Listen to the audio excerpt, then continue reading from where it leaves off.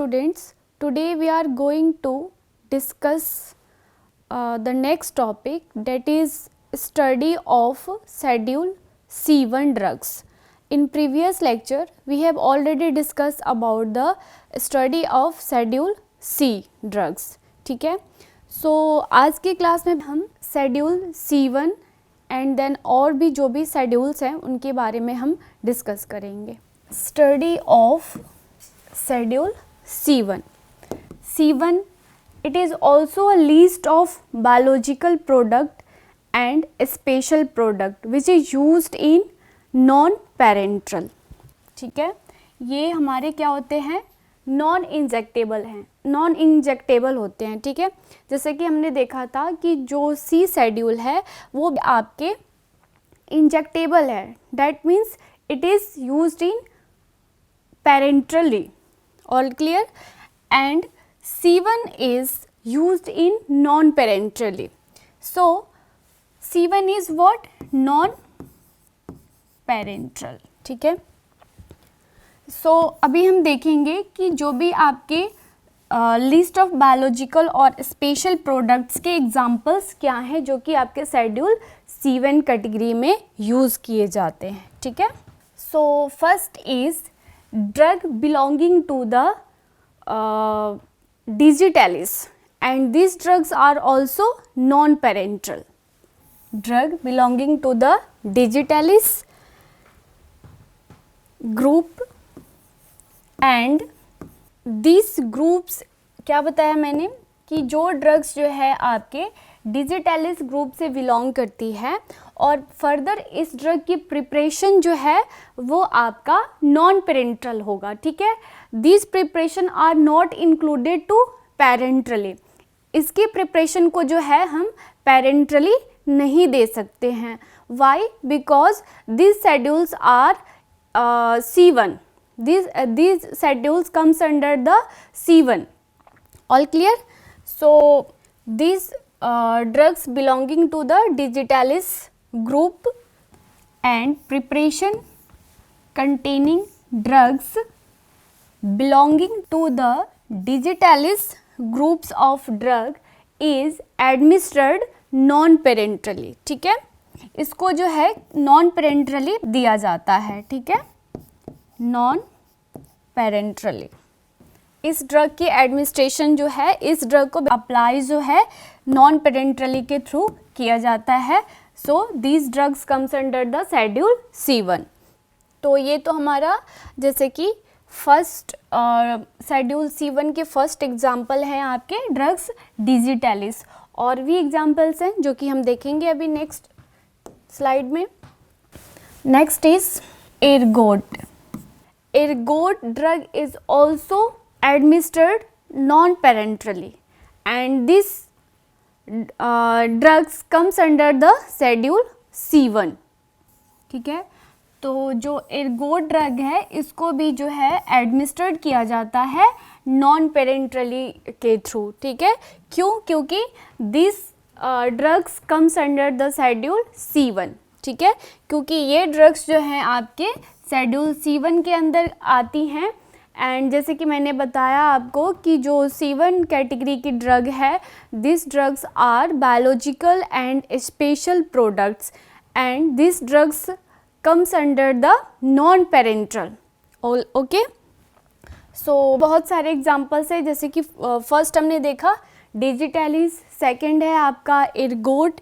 ठीक है, तो एर्गोट की भी प्रिपरेशन जो है आपका इसके ये बिलोंगिंग ग्रुप्स जो हैं आपके वो आपका एर्गोट है और जो कि एडमिनिस्टर्ड किया जाता है इसको भी नॉन पेरेंटरली के थ्रू. Then next is adrenaline. Adrenaline is also same as ergot and digitalis.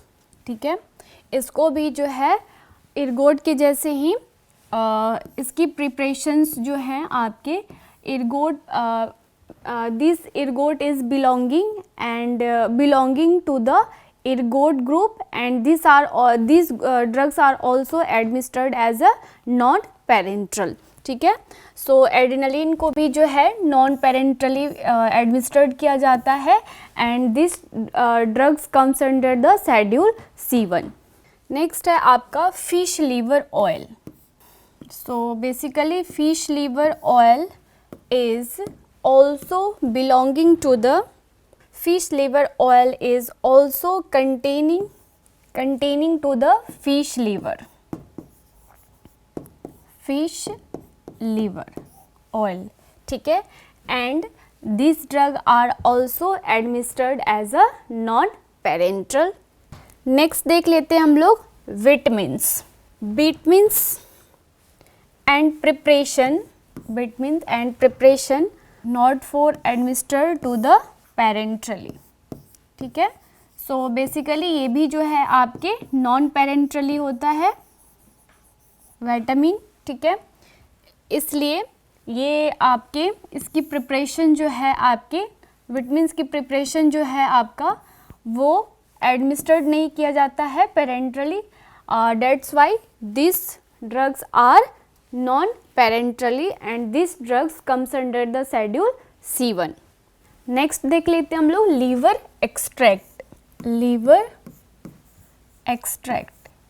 So basically liver extract and preparation same as others, liver extract and preparation same as others. Next example है आपका hormones and preparation containing hormone not in the form of administered for parenterally, ठीक है, form of administered पेरेंट्रली, ठीक है। तो जो hormones हैं, ठीक है ना, इसको भी जो है एडमिनिस्टर्ड पेरेंट्रली नहीं कर सकते हैं। वाई?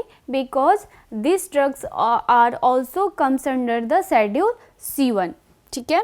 इसलिए इस ड्रग की भी जो एडमिनिस्ट्रेशन होती है, जो जिस तरह से अप्लाई किया जाता है, तो वो पेरेंट्रली जो है नहीं किया जा सकता है, नॉन पेरेंट्रली के थ्रू किया जाता है, ठीक है। तो ये हमने देख लिया शेड्यूल C1। अब नेक्स्ट शेड्यूल है schedule G। So basically schedule G जो है आपका इस जो शेड्यूल G के अंदर जो भी ड्रग्स आती हैं विदाउट RMP के थ्रू जो है पेशेंट को नहीं दिया जाता, या किसी भी सिक पर्सन को जो है नहीं दिया जा सकता, ठीक है। RMP का फुल फॉर्म होता है रजिस्टर्ड मेडिकल प्रैक्टिशनर, ठीक है। सो बेसिकली जितने भी ड्रग्स होते हैं जो कि विदाउट प्रिस्क्रिप्शन या विदाउट मेडिकल सुपरविजन के थ्रू नहीं दिया जा सकता है, वो आपके शेड्यूल G के कैटेगरी में आते हैं, ठीक है। सो schedule G is hormonal preparation. Basically schedule G is hormonal preparation and this drug is not taken with RMP, ठीक है, नॉट टेकन थ्रू RMP, ठीक है ना। RMP के अलावा जो है आप इस ड्रग को नहीं ले सकते हैं, ठीक है। और RMP का फुल फॉर्म क्या होता है? रजिस्टर्ड मेडिकल प्रैक्टिशनर, ठीक है।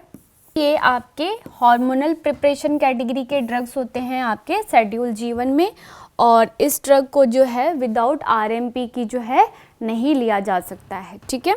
So basically according to schedule G, list of this schedule, इस शेड्यूल के अंदर जो है list of substance to be used under the medical supervision and labelled accordingly, ठीक है।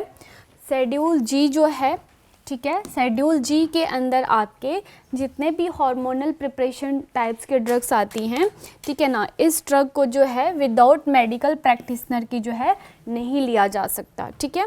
सो बेसिकली शेड्यूल G में हमने क्या देखा कि लिस्ट ऑफ सब्सटेंस, ठीक है ना, list of substance required to be used under the medical supervision, ठीक है ना। विदाउट मेडिकल सुपरविजन की जो है शेड्यूल G कैटेगरी के जो ड्रग्स है वो नहीं लिया जा सकता है, ठीक है। सो बेसिकली शेड्यूल G में क्या वार्निंग दे रखा है वो अभी हम देखेंगे, ठीक है। सो schedule G warning. So students schedule G के लिए क्या वार्न है, ठीक है ना। सो बेसिकली शेड्यूल जी के लिए जो भी प्रोडक्ट्स हैं and this products are related to schedule G. So schedule G products और substance are included in the list should be mention. ठीक है ना, जो भी ड्रग्स हैं उनकी जो लिस्ट है वो आपके लेबल पे मेंशन होना चाहिए और उस लेबल की लाइन पे जो है दिखनी चाहिए. ठीक है ना. सो इसके लिए शेड्यूल जी के लिए क्या क्या आपका क्वेश्चन है वो अभी हम देखेंगे. ठीक है ना. Schedule G is what? It is dangerous. It is dangerous to the taken or preparation. ठीक है ना, इसको लेना और इसको प्रिपेयर करना बहुत क्या है, डेंजरस है. That's why this drugs are not taken without RMP. ठीक है ना.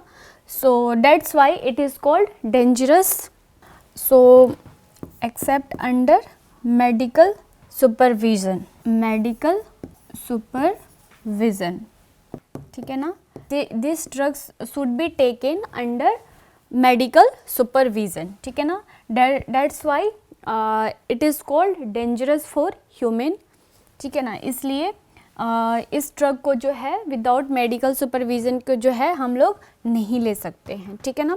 फॉर एग्ज़ाम्पल की बात करें तो फॉर एग्ज़ाम्पल ड्रग्स जो हैं आपके मेटफॉर्मिन और antihistaminic, antihistamine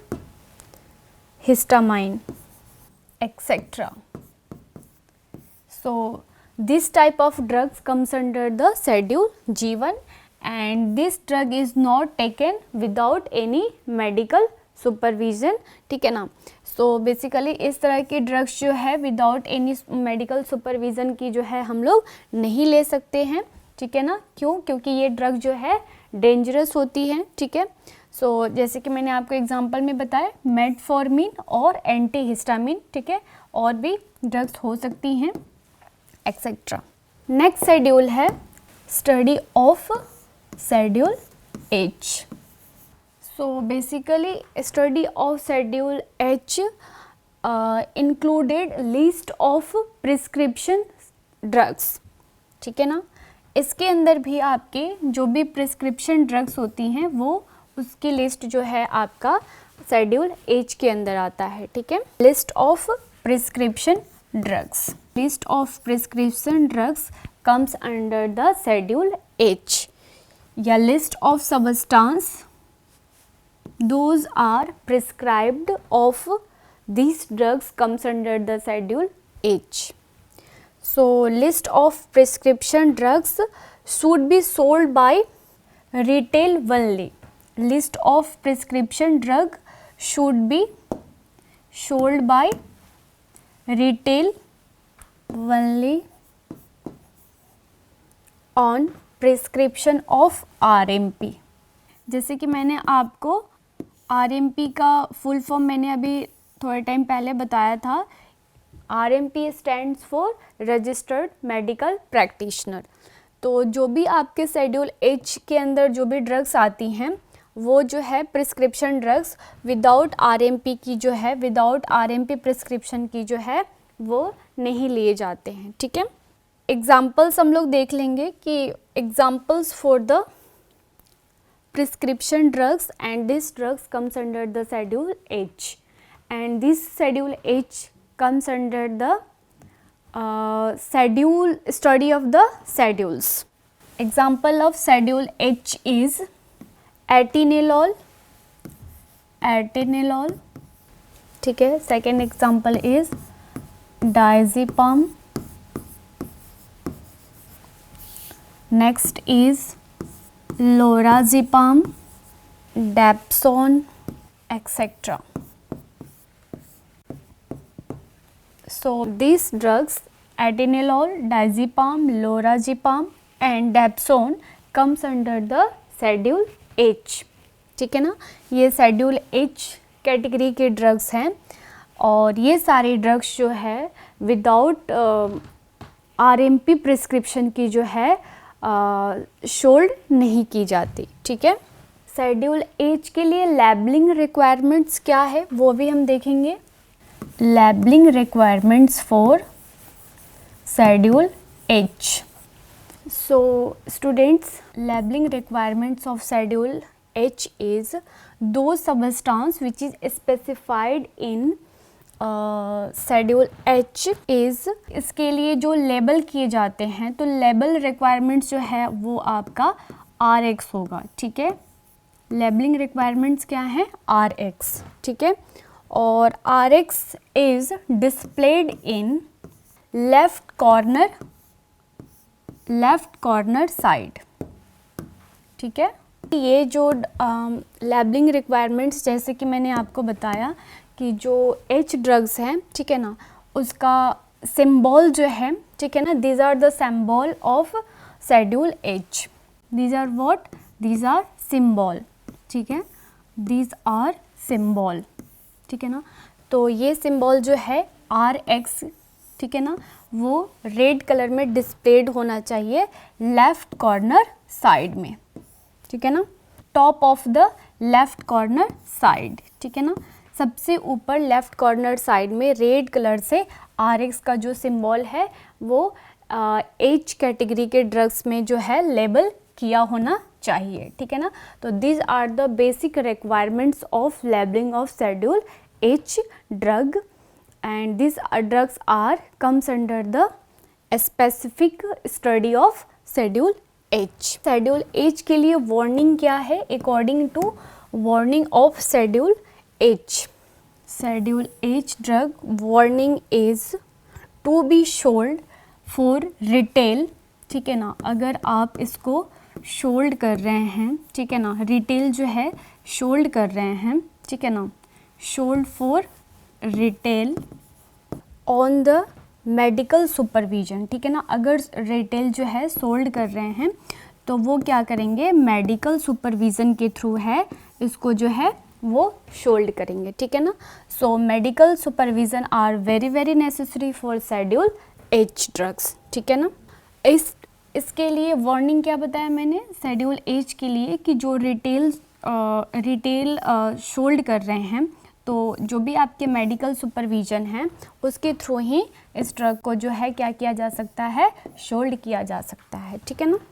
so schedule H drug question and warning क्या है, अकॉर्डिंग टू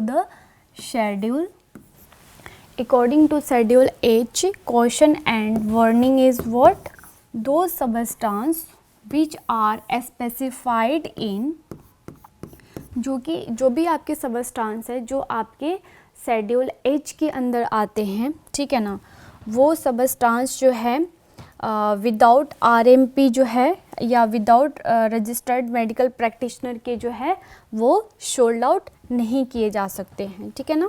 तो these are the warning of this schedule, ठीक है ना। सो विदाउट मेडिकल प्रैक्टिशनर जो है, विदाउट RMP जो है, this drug is not to be sold out, ठीक है। सो आज की क्लास हमारी कंप्लीट हो गई है स्टूडेंट्स। नेक्स्ट क्लास में हम लोग शेड्यूल H1 और भी जो भी फर्दर शेड्यूल्स हैं वो हम लोग नेक्स्ट क्लास में स्टडी करेंगे। Thank you.